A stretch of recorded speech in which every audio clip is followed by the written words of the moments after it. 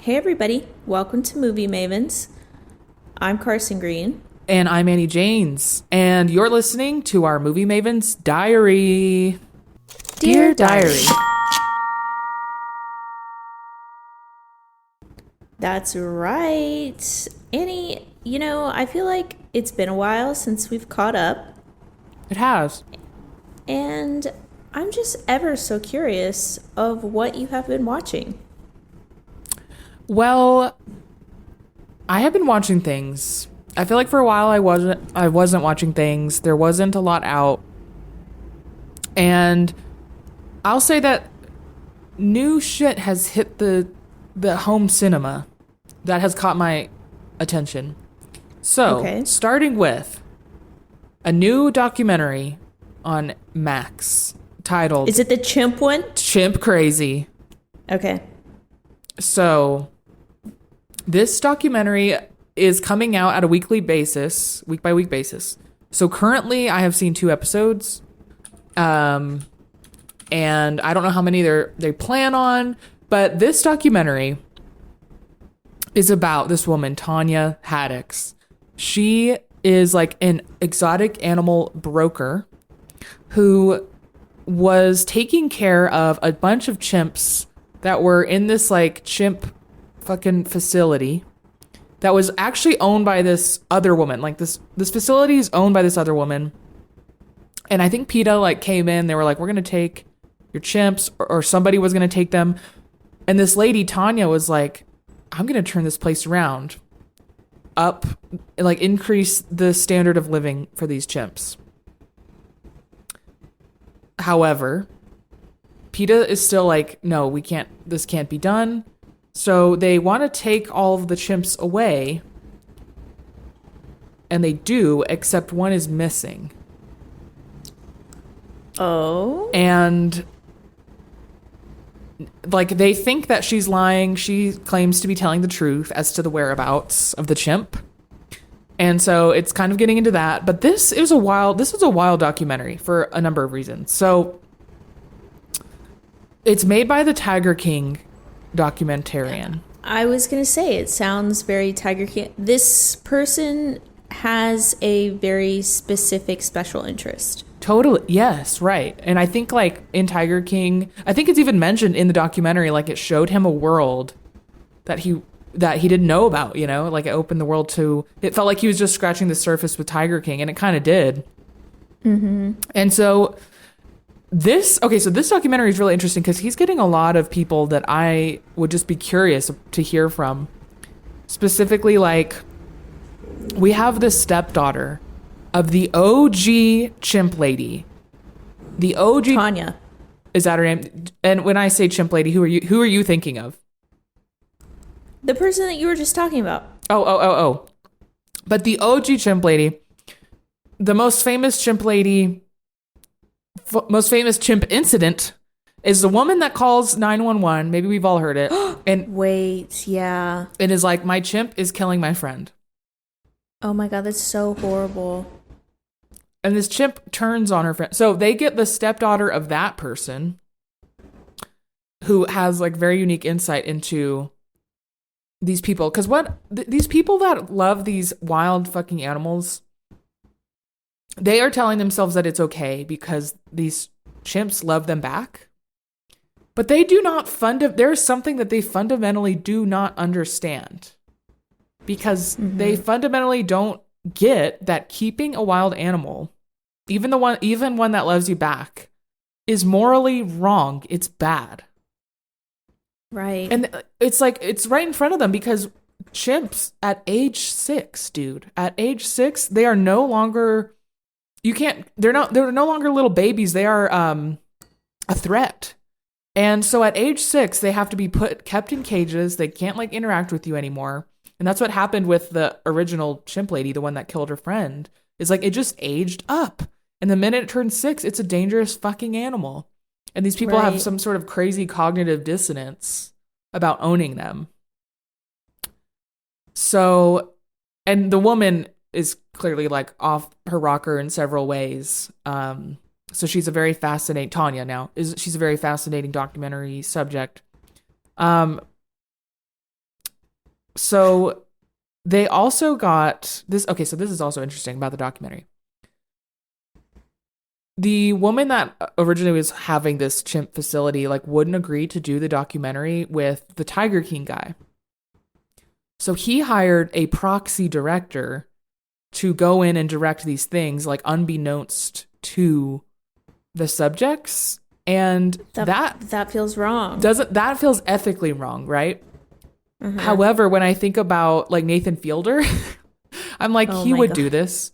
Like he would do that. Yeah. And the proxy director is someone that used to be like a Barnum and Bailey's guy. So he's like, they were more likely to say yes to working with him. Like he can sympathize with them more so than like a PETA person, you know? What is this project? What the fuck? So a lot of ethical and moral questions arise, of course.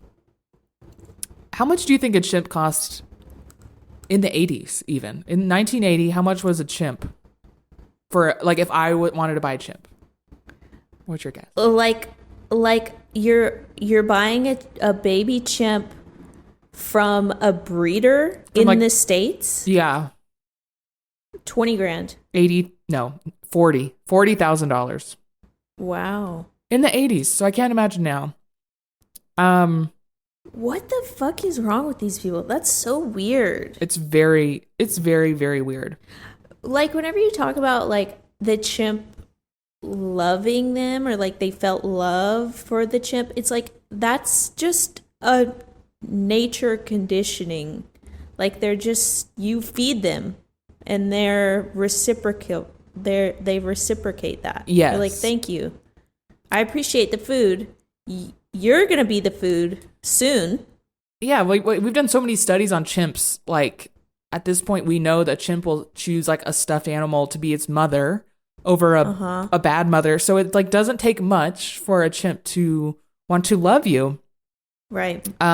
They interviewed the cop that originally had to shoot the chimp that was killing that woman. Oh, my God. So they got a lot of good interviews, in my opinion. Okay, Alex Cummings, that's his name, right? This guy, you know this actor? That's not his name. Hold on one second. Okay.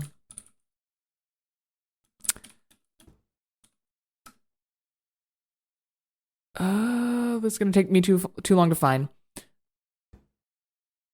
So one of the people in this documentary, he's an actor. I wish I could tell you his name, but he's not big enough for me to know. He is like a spokesperson for PETA.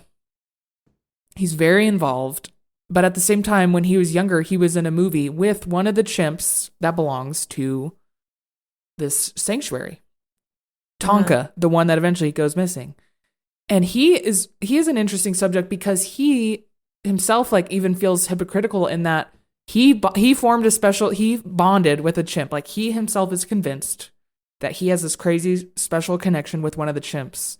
And at the same time, he's like, but we should not be using them for movies. We shouldn't be using them.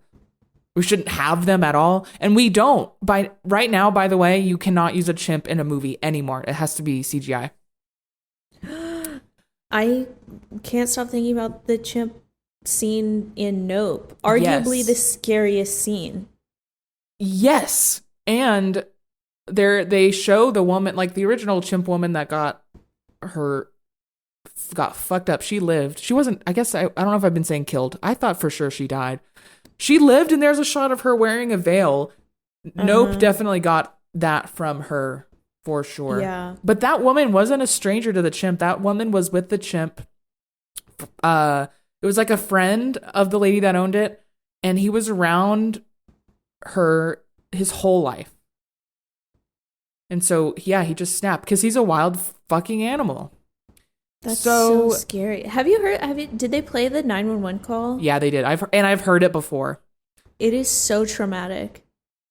It sucks.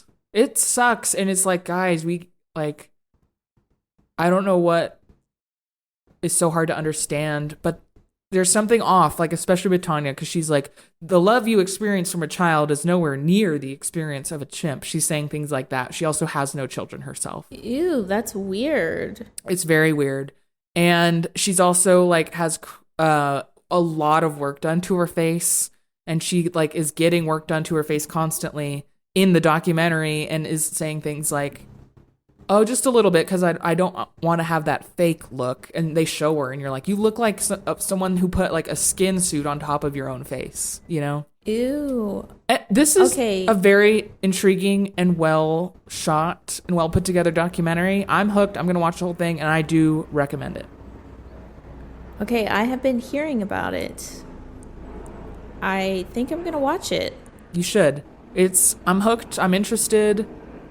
Yeah, people should not own wild animals. Even a dog is a wild animal. Like, I know there are some extremists that are like, we should not own dogs.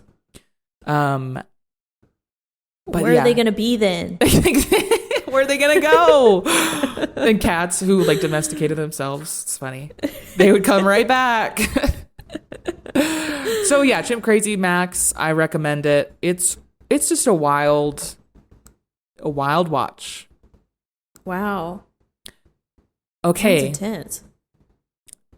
Carson, what is something that you have been watching? Okay, thank you so much for asking. What is the name of the guy in Birdman? Michael Keaton. Okay, thank you. Yeah. I watched a movie with Michael Keaton called Worth. I am pretty sure it's a Netflix movie. It came out a couple of years ago. And I don't know if you remember our little discussion last week, but I was on a procedural drama kick. Continuing the theme, this is a procedural drama. And Michael Keaton plays this attorney who is employed by the federal government to decide how much the victims of 9/11, how much their families should receive from the government in financial compensation. Okay. He's arguing an amount in favor for these victims. Okay. Correct. What yeah. is that amount? Or is that clear? Well, so the federal government pledged a certain amount of money. Like, okay, we'll give $7 billion to the 6,000 people. And you get to decide. I mean, I don't think it was that okay, much. I was like, whoa, that's over $1 billion. Okay. But I got you. It was a substantial amount of money across, like 6,000 people, give or take. But they kept coming up against the problem of like one human being's life being worth financially more than another human being's life. And these people were all in a group. They all knew each other. They were attending like we're working together. Right. They were attending like oh my gosh, what do you call it? Like town halls, because this took 2 years for them to like decide everybody's status and to decide like how much everybody got. So like, families of like custodial workers were in the same room as families of executives. And Michael Keaton was standing up there and looking everyone in the eye and saying to the executives' family, your loved one was worth more financially than their loved one. It was beyond fucked up. Yeah. Beyond, it was so... This is a true story, by the way. This actually happened. And Stanley Tucci plays a survivor of one of the victims of 9/11. His wife died. And he decided, he was like this just very impassioned and loving husband. And he decided that he was going to go up against Michael Keaton. And he rallied the troops. And he was like, you guys don't sign up for this fund. We're going to sue them. And they're going to give us all equal amounts. Yes. And so he won. And Michael Keaton saw that all of the families were rallying around what Stanley Tucci had to say about like the worth of their loved ones. And eventually, Michael Keaton and his law firm decided that every human being's life was worth the same amount of money. Wow. Because it was like they were talking about like, okay, well, someone who earned $1 million a year, their mortgage is so much higher than someone who earned $50,000 a year. Someone who earns that much money will have a higher life insurance policy and they'll get their money that way. They set their life up that way. This is different, right? This is different. This is like, so sorry for your loss. And everyone had the same loss. Everyone had the same loss because of the same event. Yeah. Living in the same country. Right. Like it was literally, it was insane to watch. I could not believe just like genuinely capitalism infiltrates every single level of every single thing that we do. Yeah. Including death. Capitalism is a part of death. It's crazy. Have you seen these articles lately, headlines lately of some billionaires who are spending a lot of money on like bunkers?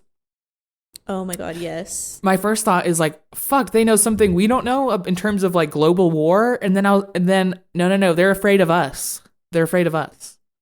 Correct. And one has been on record saying like the thought of the 99% or whatever keeps me up, overturning or uprising keeps me up at night. And I mean, it is time for the guillotines, quite frankly. Like, I just wish we getting together 6,000 people so much easier. I wish we need a Stanley Tucci to organize our ass because I can barely organize my day. Dude, okay, it's so funny that you mentioned this bunkers. This is an aside, but I have been working on a screenplay. Oh, cool. I know. I want to read it. So funny. Of course.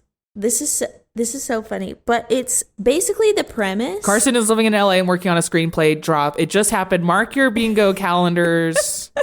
Take a shot, whatever it is. It was inevitable. I love it. Okay, no one steal my idea, or if you do, like, let's collab. Yeah. Okay, so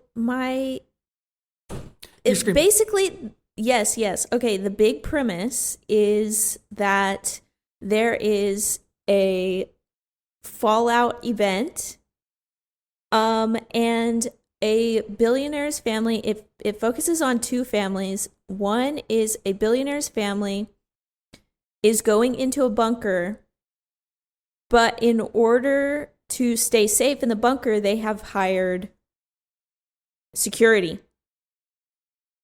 Us they have employed 99%ers. Yeah. So I want you to just envision what you think might happen after they lock the doors. Right. And there are people. It's a hostile takeover. Yeah.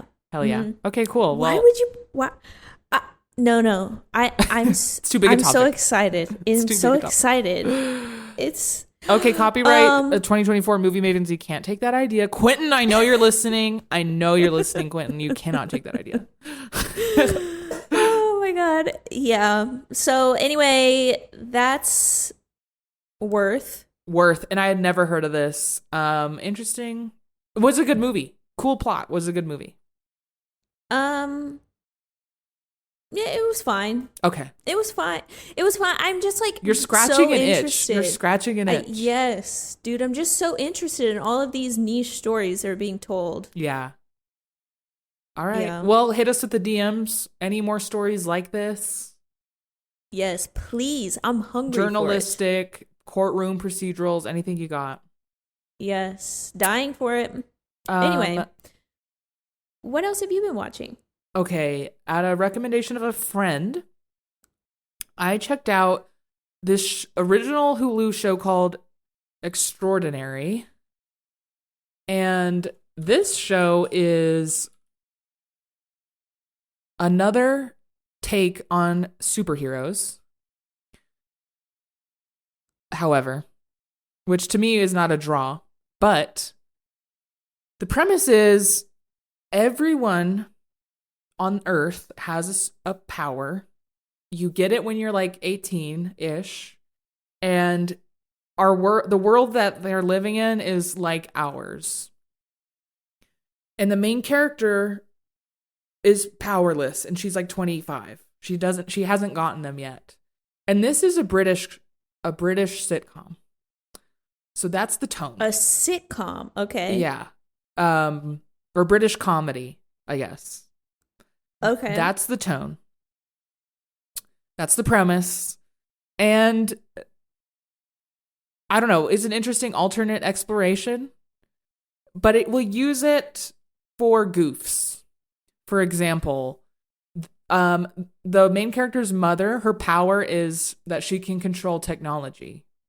However, she's a boomer and like doesn't know how to use technology. So like her power is like useless. And the main character sends like an embarrassing voicemail to a crush. So like she's trying to get her mom to help, but her mom doesn't help, or she can't help, or she makes it worse, you see? So that's how it's using superpowers. Here's another funny goof. So the girl is trying to figure out how to force her powers to arrive, similar to how you might like induce a pregnancy.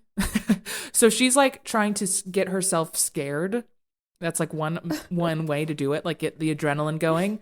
And her friend is like, "Oh, I know what'll scare you." So they go to the dentist, and she's like, she's terrified of the dentist. She gets likewise. Really? Yes. It's like you just got to do that first appointment, and then after that, it's easy. The first one's girl. I call ahead of time. Please send a Xanax to my pharmacy. Thank you. I'll see you on Thursday. Beautiful. Well, they give her a Xanax or maybe a Valium or something.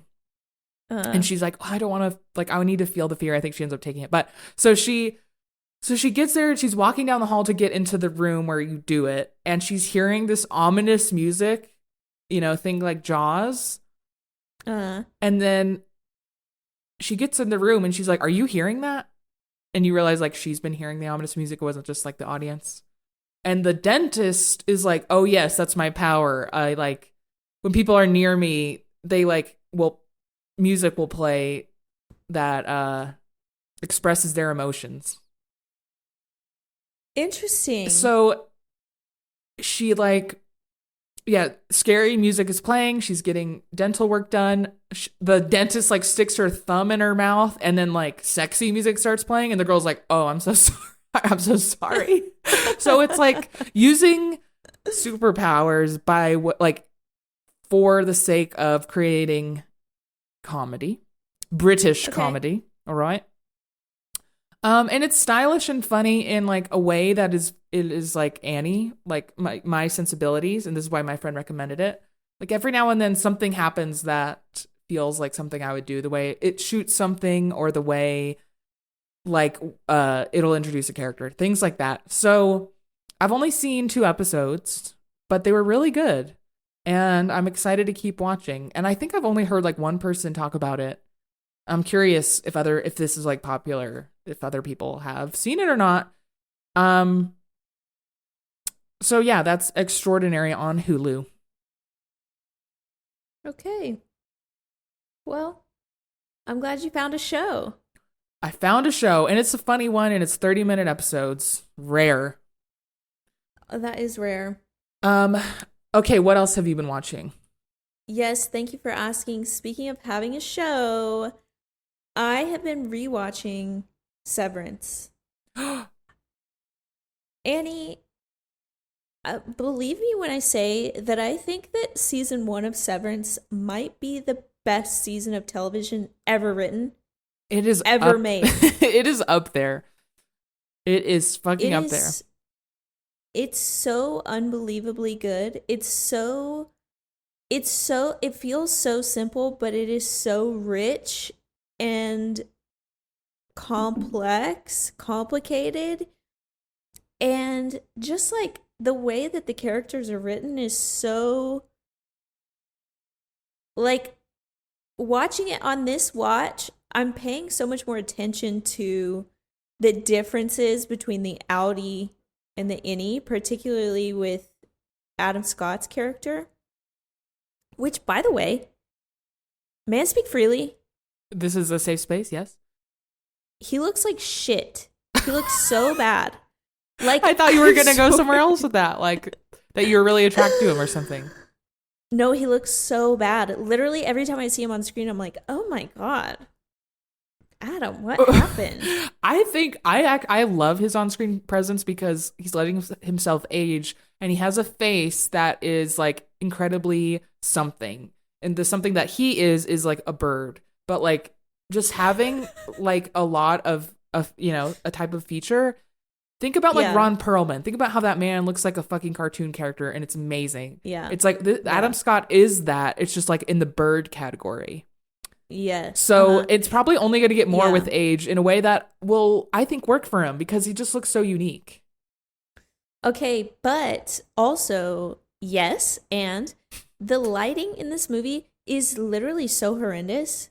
It is offensively bad. Like, you mean for the sake of his face, not for how it's lit cinematically, I assume.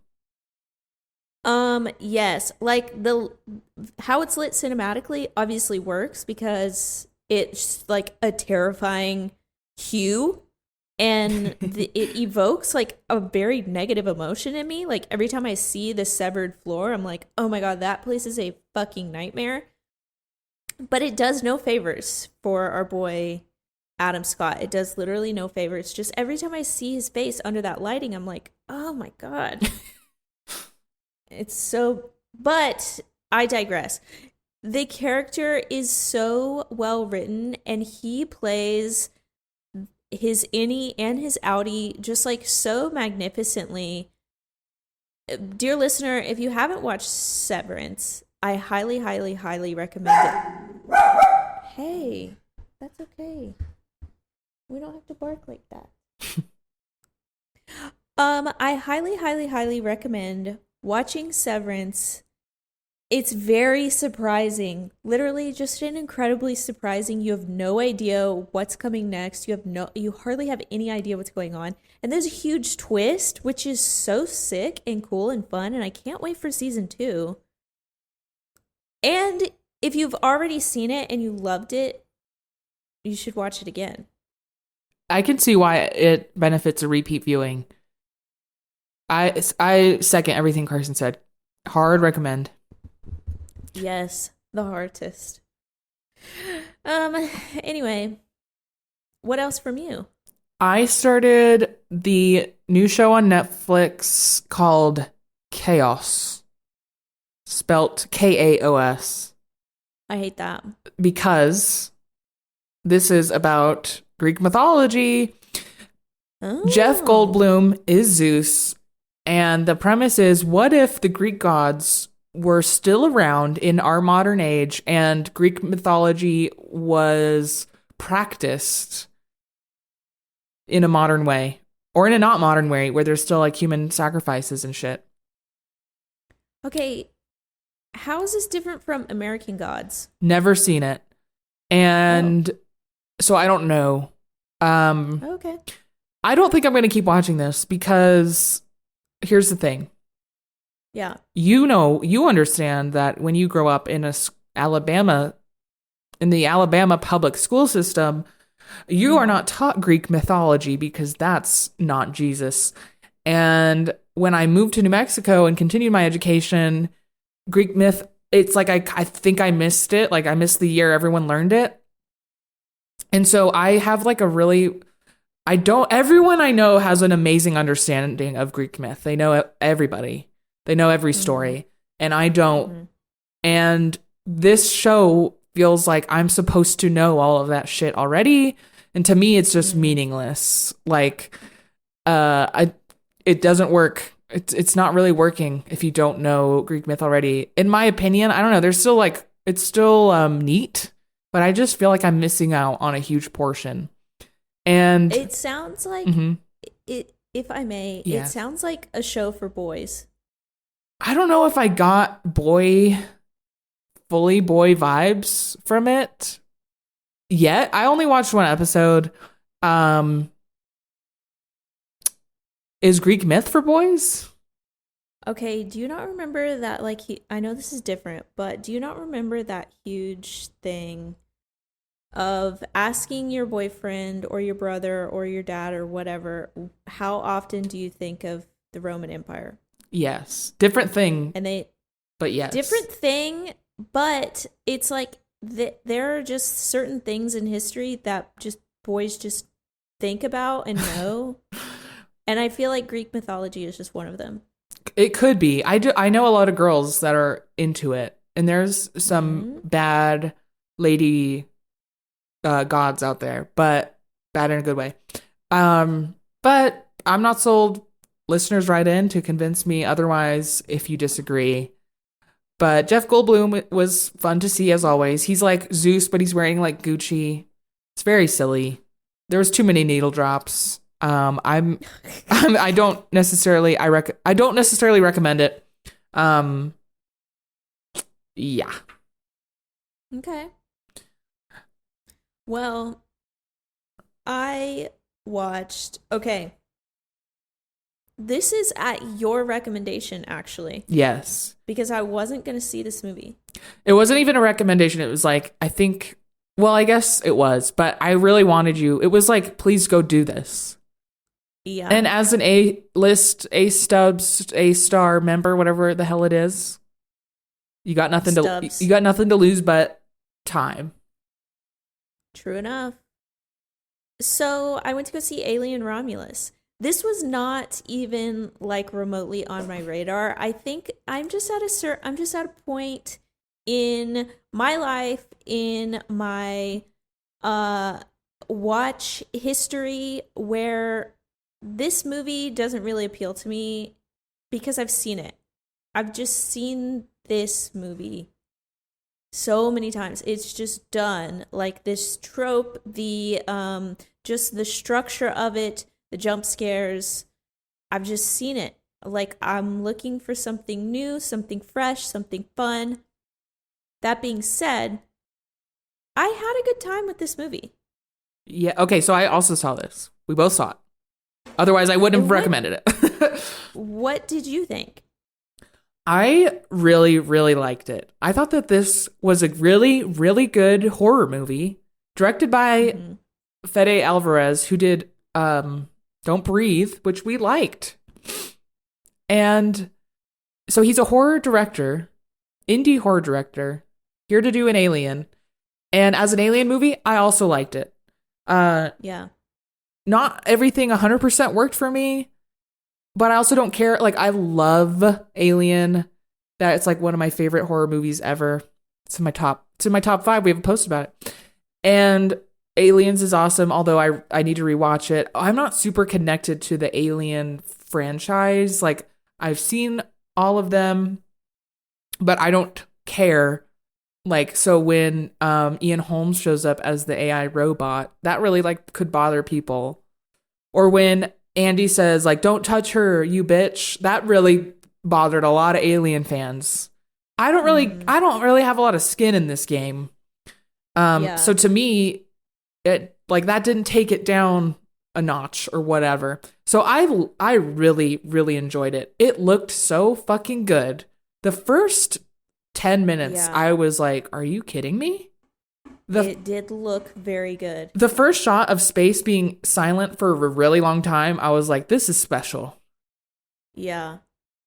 Anyways, I really liked it. I thought it was cool how the crew was young. That was new for an Alien film. It like put a new twist on it. Yes. It was crazy being in like the Wayland industry or Waymond. I don't know what it's called.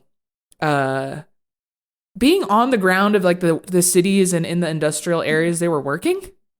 Yeah. It was so cool. Never seen that before. Dude, it's crazy how capitalism it literally even infiltrates our movies about space.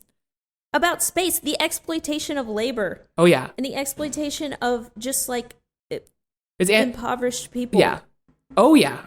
This is an anti-capitalist movie. for sure. 100%. And this, which I love. and the plot is very similar to Don't Breathe, if you remember. It's like a group of kids. This movie. Okay. Group of kids, 13 Reasons Why guy, casing a house because they're going to break into it because the guy has a lot of money and they need money because they're so fucking poor. The guy whose house they're breaking into, however, is that buff old guy. He's blind. He can hear really well. And then once they get in, it's like a haunted house story. Wait. And he then has like the semen in the turkey baster. Okay, I remember not liking that. That part of it sucked. Yeah. But the bit in that is that they just had to be quiet. Yes. Yes. So anyways, back to Alien. There was a lot of interesting set pieces, like the acid blood that they had to like zero grav through, all of the zero grav with the elevators. I thought all of that was very inventive. Like anytime they had to get from one place to another, the scene was amazing. It was crazy. The flowers for Algernon Andy business where he gets smart and dumb again. Loved that actor. I loved him. Me too. No, he's so good. What? Yeah. I'm curious what you thought of, like, you had a good time. What did you not like about it? And I wanted to know, what did you think of that hybrid, the human-alien hybrid, the last monster they had to deal with, that she birthed? Yes. Okay, I think it was just like it was really predictable, right? So like we get a setup of there's 6 people. Okay, so everyone except for our main character is going to die. We know that for sure. It's just like deduction who's going to die in what order and by what means of a horrific act. And that, I don't know, like I think I'm just like that's just so played for me as plot points. And so it like I didn't have as much fun as I think I would have if it was more of a thriller or a suspense, like less of a okay, now everybody's gonna die in order.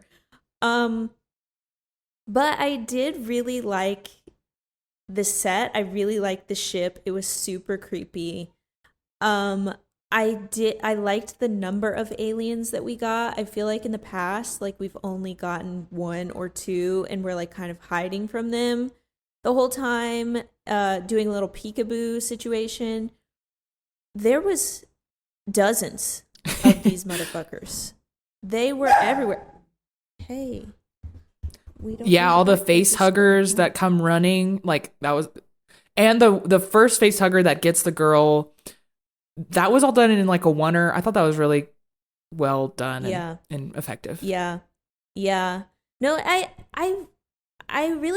also liked the way that this movie looked. I liked all of the things that they were wearing. I liked the ship a lot. And I really liked that actor, the robot actor, and I really liked Priscilla. She's so good. Spaney is her last name. I think it is. She is Kaylee great. Spaney. And she just like, I think she disappeared into this role. I wasn't thinking about Priscilla at all. Yeah. I like how smart that character is. It was very reminiscent of the first Alien. What's her name? Ripley. Yes. Ripley. Mm-hmm. Similar. So, yes, every time she would have a good idea and everyone would be like, wow, good idea. I loved that. I love a smart character. Me too. Yeah. Yeah. Okay, the last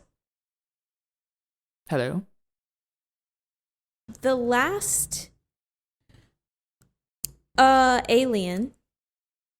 Okay, did you know that's a guy? That was a guy? Like a real guy? I learned about that after, not when I saw it. Okay, sorry, you got kicked off my headphones and I could hear you. Oh, weird. Am I in your headphones now? Yes. Okay. All is well? All is klar? Yes. Sorry. Okay, anyway, yeah, so that's a real guy. He's a basketball player and he's like 7 foot tall, like 7 inches. He's so huge. Which you know that like a person that tall, life expectancy very short. So I'm glad that this guy is switching lanes. I didn't He's think about in that. Hollywood. Damn. He's in Hollywood. He's making some money. I liked how they set it up. I feel like just small little details like this in a horror movie can slip through the cracks very, very easy if you're not paying attention. But this one was kind of hammered home, where it was like, okay, you get the face hugger and then it melds with your DNA to create a brand new monster. And or the black goo. The black goo. Life itself. So that was all tied to Prometheus. And like in Prometheus and the other one, Alien Covenant, there are like almost like full human looking. I don't know if you saw those. There's like full human looking aliens. So this was like in between, which was just neat. Whatever. It doesn't matter. Like you're so right. I thought it was perfectly explained just enough to where you get it. She birthed the damn thing and she injected herself with goo. I got it. Yeah. Is that with Michael Fassbender? Yeah. And he's a great part about it. He's so good. He's so good. He's so good in that movie. Okay, when we first see the fully the creature, not when it's a baby, crazy that we saw it as a baby, but when it was like fully grown, we cut dead silence for like 4 frames in the sound design, and then he's like crouched there. The whole crowd went. It was so good. I liked him. He freaked me out. Me too. Yeah, it's cool that it was a guy also. Yeah, I hope he gets some more roles. Yeah, Guillermo will hit him up. James Gunn will hit him up. Like there's a lot of people out there. He will. Yeah. Yep. Well, thanks for seeing it. I'm glad that you had fun with it, even though you're right, it is classic like haunted house style horror film formula. I did. Yeah, I think I just have graduated out of a PG-13 flick. That's fair. Horror flick. Not me. In fact, this has been my favorite horror film of the year, above Cuckoo. That's crazy. That's an insane thing to say. I think the production design and the cinematography were enough to bump it. Because I love all those old computers and shit. Like, oh, yeah. I was just here for it. I'm glad you had fun, though. Yeah. Thanks for twisting my arm. Anytime, girl. Anyway, have you watched anything else? No, that is all. Okay, well, that's our show. Thanks for listening. Follow us on Instagram at Movie Mavens. Follow us on TikTok at Movie Mavens Podcast. That's it. Movie Mavens all the way out.